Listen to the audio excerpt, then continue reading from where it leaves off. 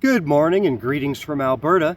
Join me in the beautiful outdoors for the Canadian Corruption Roundup. I had to laugh, folks. I just saw in the news Jagmeet Singh and the NDP have now gone against the carbon tax. It's one of those, you're sad on the inside, happy on the outside things, but I just saw Jagmeet Singh and the NDP now publicly oppose the Liberals' carbon tax. And I thought, these sneaky buggers. But it's a hell of a political play, I'll give them that. They just voted recently, in the last few weeks, against the Conservative motion for a carbon tax election or against the carbon tax most recent increase. And then now that a long-term election has been basically secured, we're going to probably have an election now towards the end of 2025, and them having moved back the election date so that a quantity of them can now receive the golden pension, which, by the way, is estimated to cost Canadians in the tens of millions of dollars. With the election being, a year and a half away, now they can hammer on the Liberals. They've secured what they want, their deals and their pensions. And now they've got a year and a half to hammer the Liberals and say, we're against this, we're against the carbon tax, we're against this. So hopefully they're thinking that the first 6, 7, 8 years where they backed the Liberals and basically got all of us into the situation with their parliamentary agreement, now they have a year or so to make it look like they're not the bad guys. So it really screws Canadians over, but I must say it's a very smart political play. Very smart. Because they're going to take voters away from the Liberals as the Conservatives continue to gather steam. What else is going on? Oh yes, the inquiry into Chinese election interference in Canada. I watched what Trudeau had to say. Obviously, he says he doesn't read anything, even though his Chief of Staff, Katie Telford, says he reads everything that comes across his desk. So, he says basically he puts some doubt into what CSIS does. So they will, take intelligence seriously when they say, oh my God, there's firearms in the bouncy castles or whatever at the convoy in Ottawa. But they disregard intelligence when it's regarding election interference that benefits Liberals. We all know that if this election interference benefited the Conservatives, this would be on the news 24/7. It would be probably the number one Liberal talking point. I would equate it to the whole Russia collusion thing with Trump in the States. Some news networks were 24/7, Russia, Russia, Russia.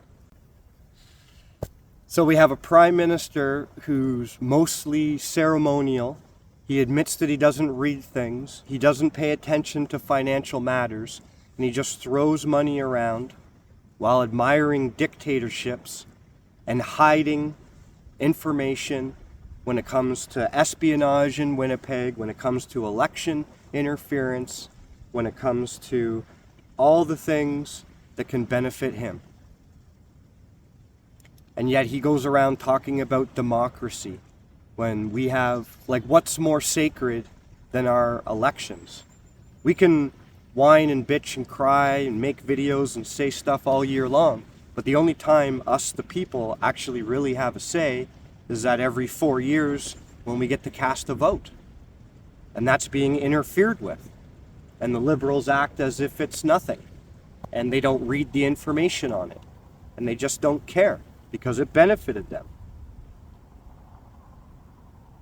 What's a greater threat to democracy? Canadians protesting and voicing their displeasure? Or a government that hides corruption and an election interference and espionage?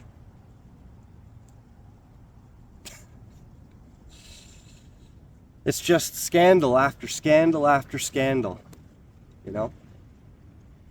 The veterans in Canada are asking for more than we can give, said the Prime Minister.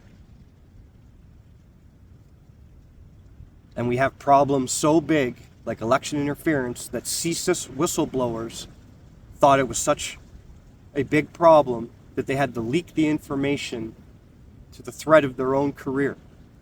And initially, the government was more concerned about finding the whistleblower than the election interference. And things are out of control. And I mean, week after week, I can make these videos, but it's just nonstop. What's another thing? Oh, Trudeau saying the premiers would like a meeting with Trudeau regarding the carbon tax and the affordability crisis. And his response was, well, I talked to them in 2016. Well, that was, 8 years ago. And I don't believe any of those premiers are even still in office today. So it's like, yeah, we have a serious problem today. We're increasing taxes. We're making everything worse. But we talked to people who are no longer in the job like 8 years ago, and they were cool with it when there was a cap at $50 a ton, and it wasn't going to get any worse. So, I don't know, folks. I just don't know. Good play by the NDP. Screws us all over. But you folks are pretty smart to get your golden pensions.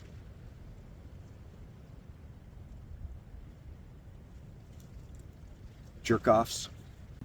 And the next time you cast a ballot, the next time you vote for someone, maybe China voted against you. Happy voting. Take care and have a great day.